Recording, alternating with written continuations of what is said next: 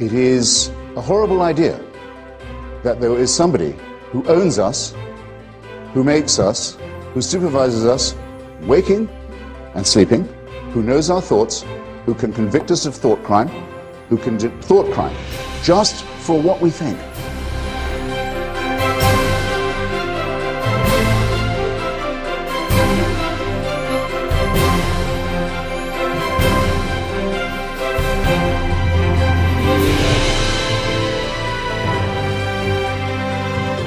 Child made in the image of God. Oh no, you're not. You're a faggot. And you can't join your church and you can't go to heaven. This is disgraceful. It's inhuman.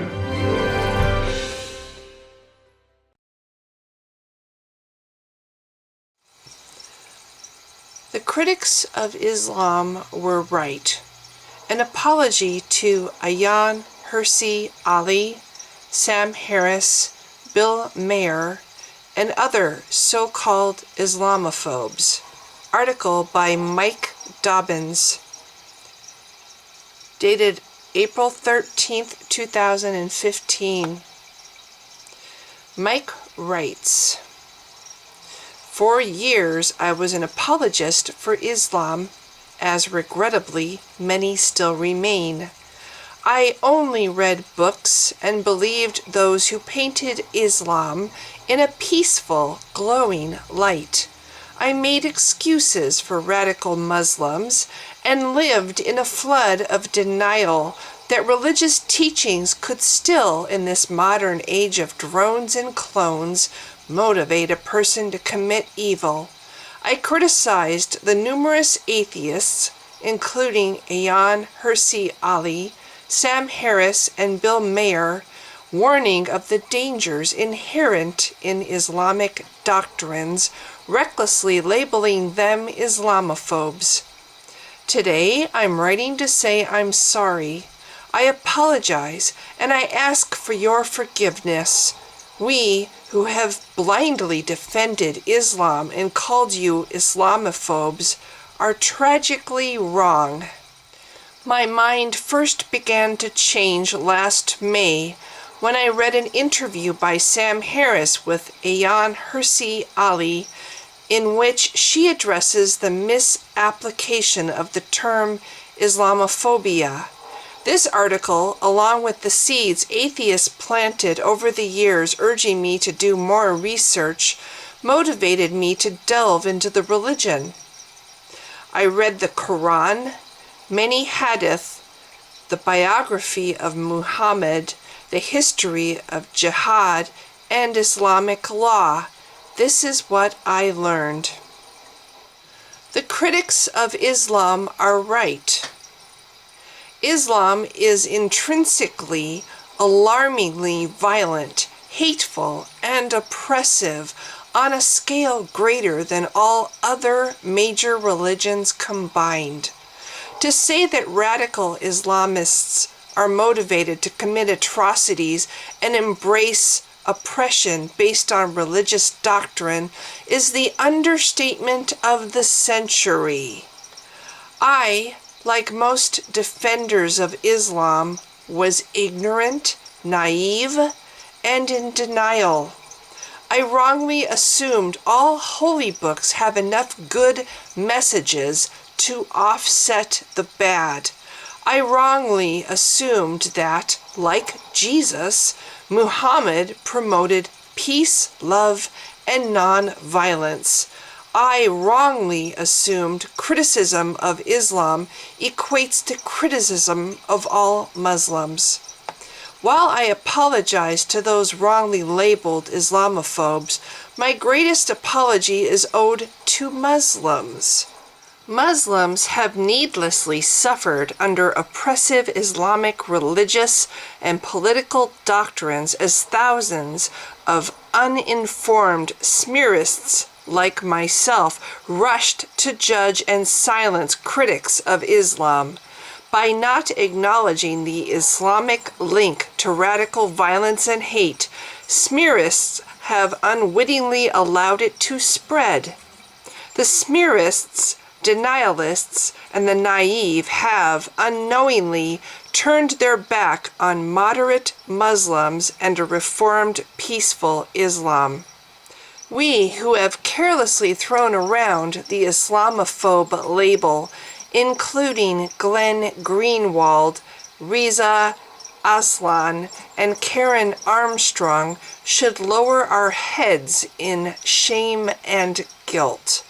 Few things are as morally depraved as attacking someone who criticizes Islam, in parentheses, Ayaan, Hirsi, Ali, rather than attacking the Islamic apostasy and blasphemy laws, teaching Muslims they should kill her. We must now live with the knowledge that we've abandoned and betrayed our principles. Though we claim the mantle of human rights, free speech, and equality, we lack the courage of our convictions when it offends someone. We make the cowardly lion look like Churchill. In reality, those who criticize Islam, especially reformed-minded Muslims, are the bravest of the brave. They are literally putting their lives at risk by the simple act of criticizing the Quran, Muhammad, and Shari'a.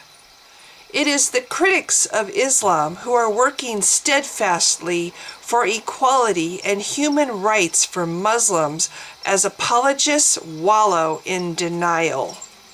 While we smearists have obsessed over shielding Islam from criticism, so-called Islamophobes were courageously standing up to oppressive Islamic doctrines and practices, while we smearists were unwittingly misinforming the public and deluding ourselves by not making the connection between Islamic religious teachings and Islamic hate and violence. So-called Islamophobes were connecting the dots and looking for solutions, while we smearists were busy tarnishing critics as bigots and racists.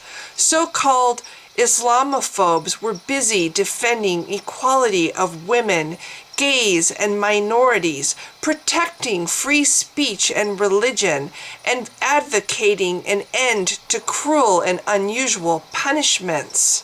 Labeling every critic of Islam an Islamophobe has seriously diminished the smearists' credibility. By grouping valid critics of Islam with bigots, we watered down the meaning of Islamophobe and appear cruel and repressive of free speech. Criticizing the Quran and Muhammad is not criticizing or stereotyping the Muslim minority, just as criticizing the Book of Mormon and Joseph Smith is not criticizing or stereotyping the Mormon minority. When people criticize the Mormon holy book or prophet rightfully, there is no attempt to shield Mormonism from criticism or smear the critics as Mormonophobes. No religion, book, prophet, law, or God, no matter how sacredly held by the follower, is exempt from criticism. No religious belief or doctrine receives preferential treatment in a free society. Either all religions, books, and prophets are open to criticism, or none are. We either live in a free society or a tyrannical one. Islam is a man-made religion, emphasis on the man part, and like all man-made religions, has serious moral shortcomings and requires rigorous criticism. Rather than self-censoring and abiding by Islamic blasphemy laws, we should be defending the importance of free speech, encouraging Islam to purge itself of blasphemy laws, and demonstrating the benefits free speech can bring to Islam. Now we smearists must make up for lost time and lost chances. We must double our efforts to criticize oppressive Islamic practices, doctrines, and regimes and demand reform. We must embrace Muslims who truly are moderate, acknowledge the faults in Islam, and are striving for coexistence, peace, equality, human rights, and freedom of expression and worship. All non-Muslims can support Muslims best by doing the same. But by no means take my word for it. You owe it to yourself to do your own research and see if you too find a connection between Islamic teachings and Islamic violence and hate. I challenge everyone, especially smearists, to read the Quran, biographies of Muhammad, the history of jihad, and the political ideology of Islam. Perhaps you too will notice the Quran's recurring theme of hating non-believers and the desert-like absence of loving and inclusive passages to offset the vile and violent ones. Perhaps you too will notice how Muhammad's violent life mirrors that of members of the Islamic State, and that it would be dangerous for any person to follow in Muhammad's footsteps. Perhaps you too will notice how there is no separation of church and state in Islam, and that most Islamic governments place Islamic law above secular law. It would be one thing if Islamic doctrines said Muslims should love non-Muslims and love their enemy. It would be one thing if the Prophet Muhammad preached non-violence.